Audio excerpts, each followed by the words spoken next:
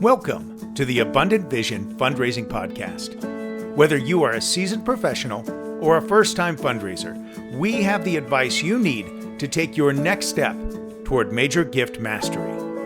I'm your host, Tom Dauber, President of Abundant Vision Philanthropic Consulting. Well, this is a great pleasure. Today, I have the privilege of having Jason Lewis here with me, of Responsive Fundraising, as well as the Butterfly Effect. Jason, I've been following you on LinkedIn for quite some time. So delighted to have you on. Thank you for agreeing to be part of the show. Yeah, I'm delighted to be here too.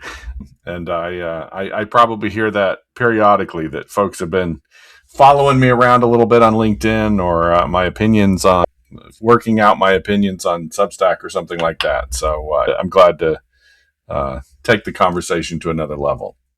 Absolutely. Well, the origins of this conversation really started the last month or so. We were chatting.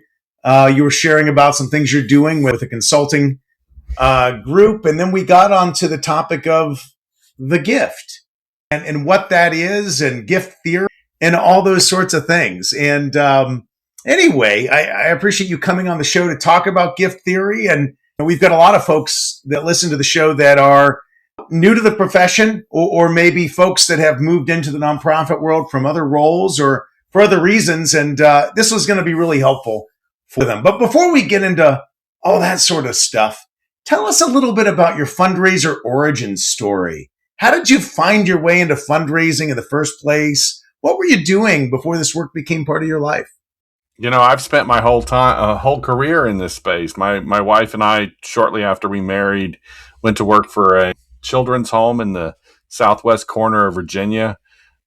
Both of us had every intention to work with the children, and my wife was pretty good at it, working directly with the kids, but I ended up being more like an older brother who didn't know how to keep them youngsters in line. And so coincidentally, they offered me the fundraising position. They helped me join the local Rotary Club. They got me a lot of training with an organization called the Christian Stewardship Association. I don't think that organization doesn't exist anymore. And fundraising, I'm like a lot of us, I came through the back door. So, and I was also stumbling my way through college. I was still, my wife and I met and married before we finished college. And so I was finishing college at the time. And so fundraising was new, and it seemed to fit. So it stuck.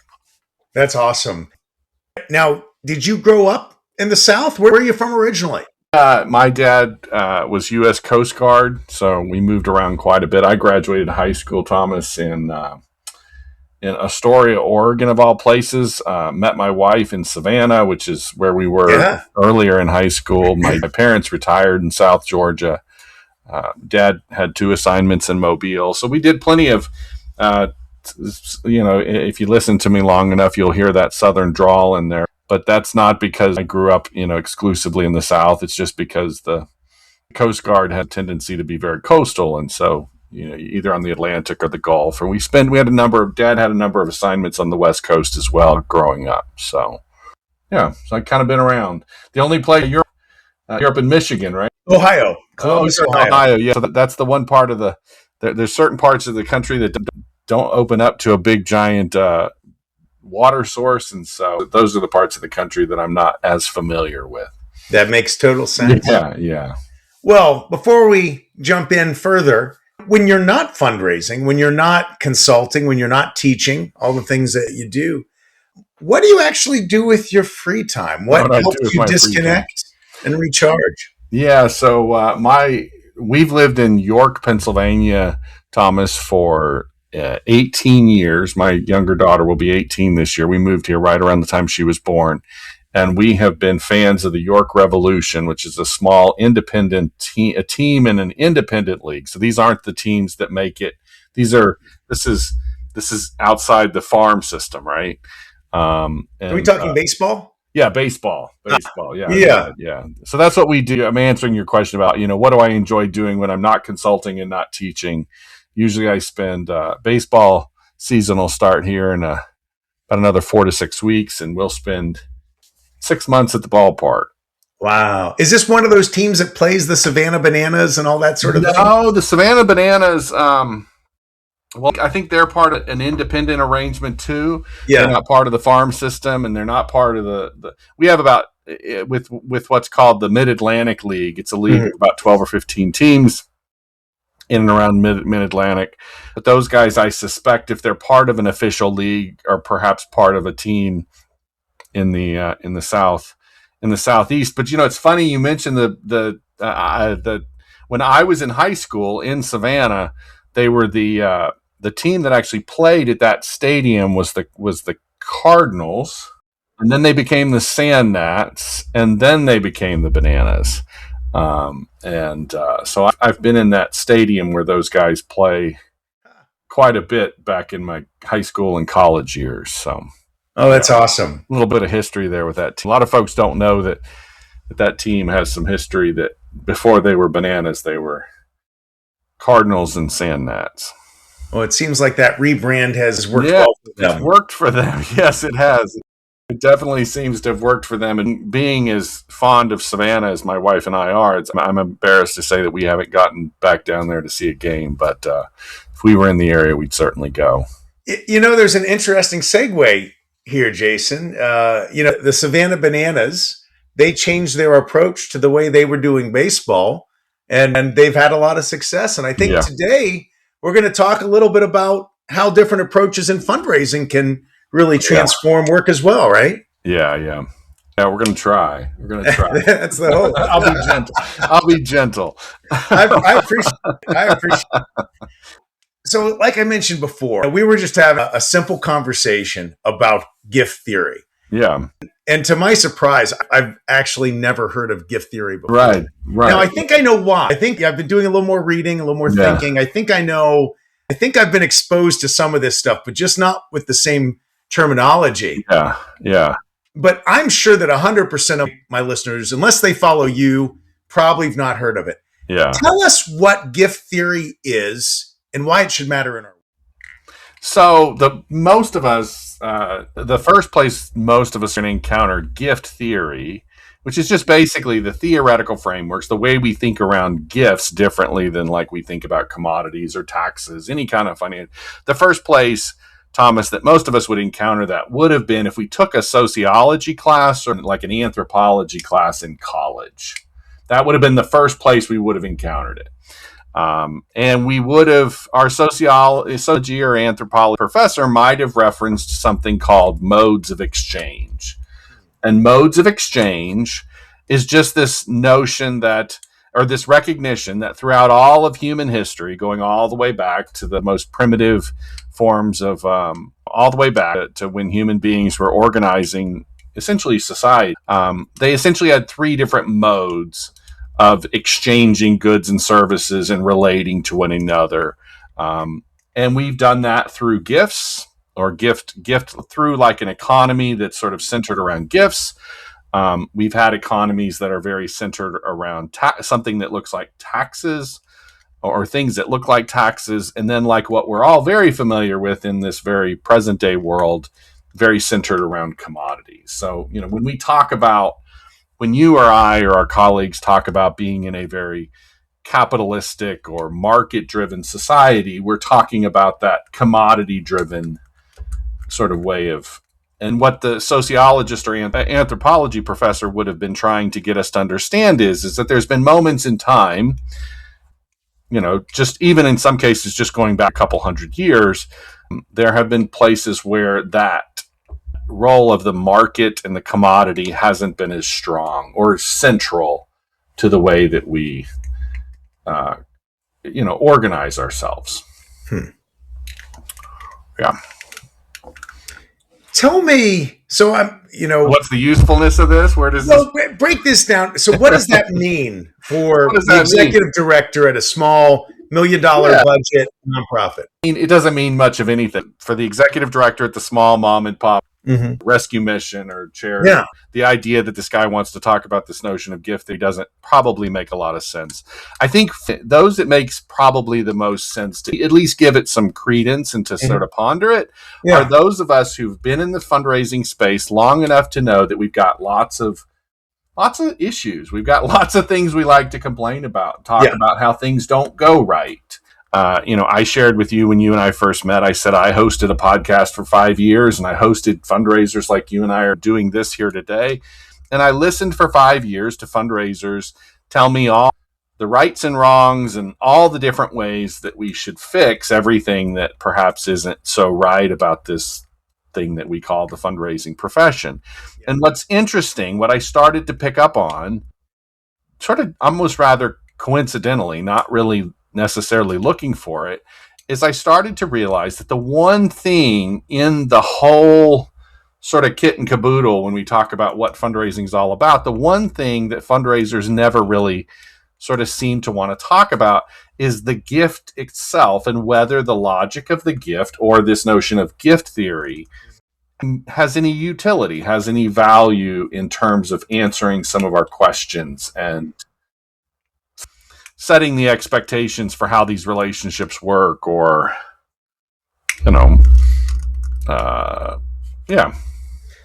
Well, and we've got a lot of ground to cover, but just to set the table, you're the dots I think I'm connecting. So as gift a newcomer, mode, you're a newcomer to gift. I am, right. Yes, so we're learning together. Give your listeners Thomas is a newcomer to gift theory. So gift mode's about mutuality, right?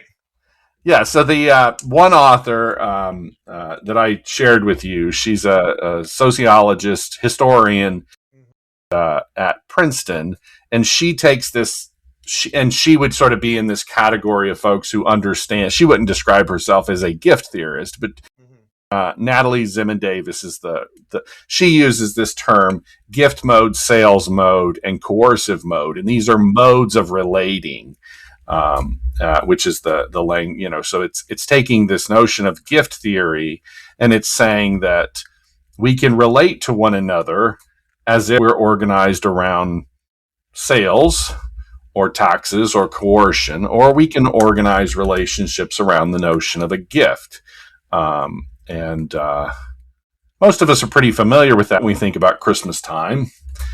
That we understand how the gift sort of organizes things. But I oftentimes say that the gift, if you were involved, for example, growing up in a local church is essentially a gift economy in many ways. So we don't really pass around,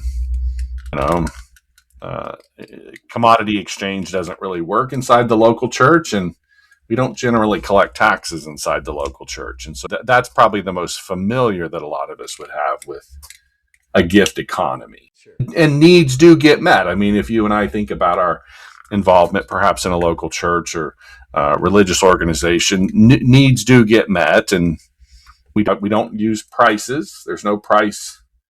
Nobody has to be, there's no kings or queens, setting tax rates, and yet the economy in a local church tends to work. Yeah.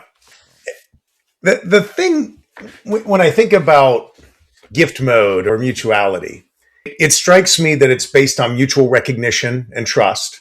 Yeah. We're focused on relationship, belonging, and shared meaning. Yeah. I've got that right. And the participation's voluntary, relational, rather than transactional or compelled.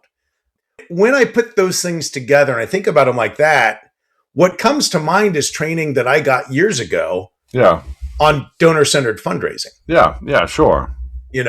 And so initially when I came across this, it was compelling and interesting to begin with, but I'm like, boy, this is so foreign. Why is it so foreign? And when I began to think about it like that, it began to connect some dots like, okay, I agree with everything Jason is saying about giving, but yet I've not heard about it in this way. I think a lot of the thrust of this does relate to a lot of those trainings that are out there about fundraising from a donor-centered perspective, or even some of maybe Julie Emlin's work around stewardship, potentially. I don't know. Does that sound right to you, Jason? Maybe halfway. The gift. I'll take it. Yeah, I'll give you maybe half of that. So the more you understand the way that a gift works, a gift is supposed to work both ways. Mm-hmm. It's supposed Yeah. to work both ways. Yeah. And so at any given time, in a gift economy or in a gift relationship, you and I would not play the role of a donor or a giver and a receipt. We would not play those roles in isolation. You know, there would be times when I would be equally on the receiving or giving end as the other. And so when I look at donor-centered fundraising, I say, okay, I see an individual who's giving, but I don't necessarily see how it translates into receiving. So if you work that out, and I'm sure there's plenty of examples of folks who would be very true to donor-centered thinking that would say there are ways that we. The other thing is I think we tend to lose some of the obligation.